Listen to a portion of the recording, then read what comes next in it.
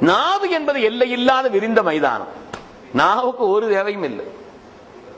நாவை பொறுத்தவரையில உருவம் இருக்கணுங்கிறது இல்ல, அதே போல நிறம் இருக்கணுங்கிறது இல்ல, சத்தம் இருக்கணுங்கிறது இல்ல. விரிந்த மைதானம் நாவு என்பது. நாவினால் ஏற்படக்கூடிய பாவங்களை உலக பேரறிஞர்களில் பெரும் அறிஞரான ஹஜ்ரத் இமாமுனா கஸாலி ரஹ்மத்துல்லாஹி அலைஹி அவர்கள் 16 பாவங்கள் நாவினால் ஏற்படுதுன்னாங்க. 16 பாவங்கள் தங்களுடைய யஹ்யாவிலே எண்ணி சொல்வார். 16 பாவங்கள் நாவினால் உண்டாகிறதுன்னு சொன்னாங்கன்னா நாவை எவ்வளவு பேரணும் யோசிக்கணும். பெருமக்களே, அதிகமாக திக்ர் செய்வதற்காக பயன்படுத்தும்.